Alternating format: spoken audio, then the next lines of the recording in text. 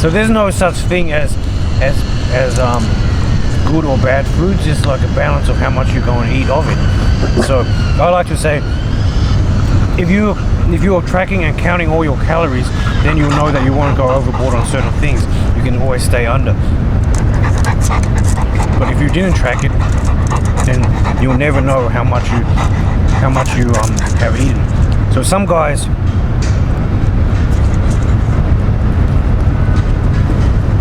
that's really good. So there's different techniques of knowing how much you. PJ, shut up. Here.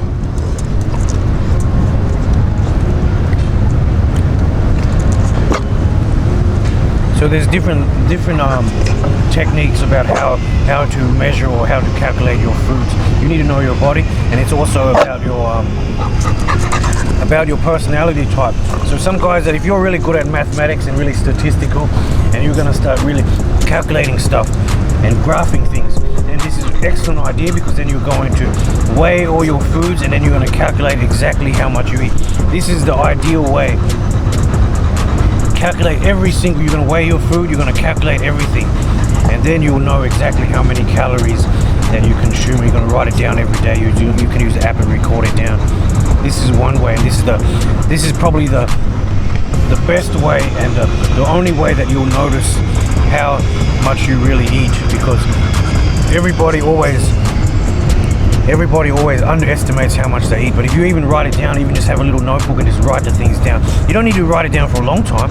You can even just write it down for like a couple weeks, because usually after a couple weeks you'll see a pattern of how much things that you really eat. If you really want to keep track of it, then you're using an app and then track it every day.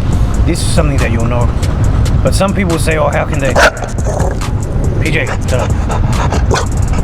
So some guy's gonna say that's too much trouble, and then blah blah blah. They're not really suitable for that. So for me, actually, I don't track my calories every day, but because I don't need to. Because why? Because I've been already. PJ, quiet. So if I don't track my calories every day, but I have tracked them. So when it's time to get serious in the next couple of weeks, I'll start tracking my calories. While I'm cutting down, I'll track the calories. But then I already eat the same anyway. So my week is pretty much the same eating. So then I eat the same nearly every day or every week, and then a couple of times I'll go out, maybe once a week I'll eat out. But the rest of the time I'm at home prepping. So that's the real way to know what you eat or what's in your food is you prep everything yourself. Somebody was, if you really know your body after a while, if you train for many years, or then you really take notice of what you eat, then over time you won't need to track it anyway. At the beginning it's really good to weigh and track your food, because then you're going to get an idea of it. But if you eat the same all the time, then later on, in only a couple of weeks you'll know how much how much is a steak, how much is a chicken breast. You'll see that, how much rice. You'll notice when after a couple of weeks you'll know the pattern. If you really want the ultimate results, then you need to track everything. If not, then you just need to understand that you cannot get the best results without tracking anything. Because if you don't track anything, then it's just sort of all guesswork. And unless you really know your body, then you won't get the results. So that means you can consider that yourself. Okay, if you're not willing to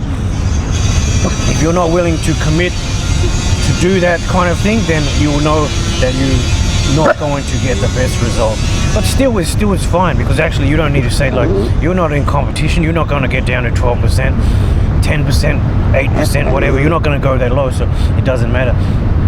But just know that paying attention to what you eat is also important. And then you can say, oh, I don't know what's healthy, or I don't know what's unhealthy. Everybody knows. This is not, you know yourself that's unhealthy or not. Okay, you got a tub of ice cream or a piece of fish and veggies. Which one is healthier? Go figure. What about a muffin? Muffins and chips and beer. Are they healthy? No.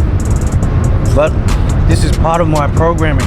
So it's actually part of my program to eat dirty on a specific day. It also no extra calories. You can imagine it's sort of like just the fuel. You can imagine if your metabolism is like a fire, and then you're just eating really clean. The fire is burning, and then suddenly you just chuck in lots of rubbish, and then the fire is just raging. But if you're always chucking in lots of fire in there, then that lots of fuel to the fire, that metabolism is always pretty high, but then it kind of smolders down because you cannot eat so much, and the body just only can metabolize so much. So as long as you're eating clean most of the time, and then you're eating 1 or 2 dirty times, or 1 or 2 high calorie times, then it's not really a problem. PJ, quiet. Shush. Everybody knows to eat clean or to eat dirty. You know the basics of the thing. And another thing is, what is your reason to eat? Okay, so at the moment I'm eating because I like it's the holiday time, and I'm sitting here in the sun eating dirty. But you know that it's not doing something. It's not good for you. But over the weeks and the months, and I can dial the thing right back in straight away, whereas some other people cannot. If you cannot do it, then you need to think about this way. The food is just a function.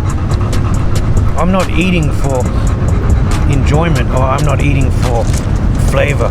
I'm eating for a reaction, a function of what it does. So you can imagine an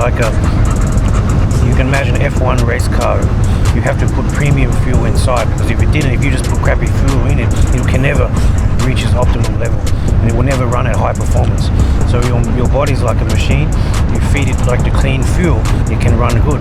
If you eat dirty, feed it dirty, it's never going to run optimum. So don't think about just the flavors and the colors, and people like the smells and stuff. I just eat it purely for what it's gonna do to you. So that is the main thing. If you cannot think about that, or you don't want to do that way, then okay, this is perfectly fine. Most people will have some trouble with that, but you need to know that is the main way. I'll say that's why you don't need to eat clean. You don't need to. You can pick even if you like ice cream. Yes, don't give up ice cream. You like chocolates, keep it, but just don't eat the thing every day. It's gonna dial it in. 3 to 5 days. You're gonna eat 3 days clean, 1 day dirty, if you want. Or not even a whole dirty day. It's just one meal. It's all about how to regulate your eating, and how to spread it out over the whole week and over the whole month. But with that being said, I hope you learned something. And then I said again that eating chips and stuff, it's actually eating junk is actually it definitely makes you feel good, but then make sure that you try to balance it out.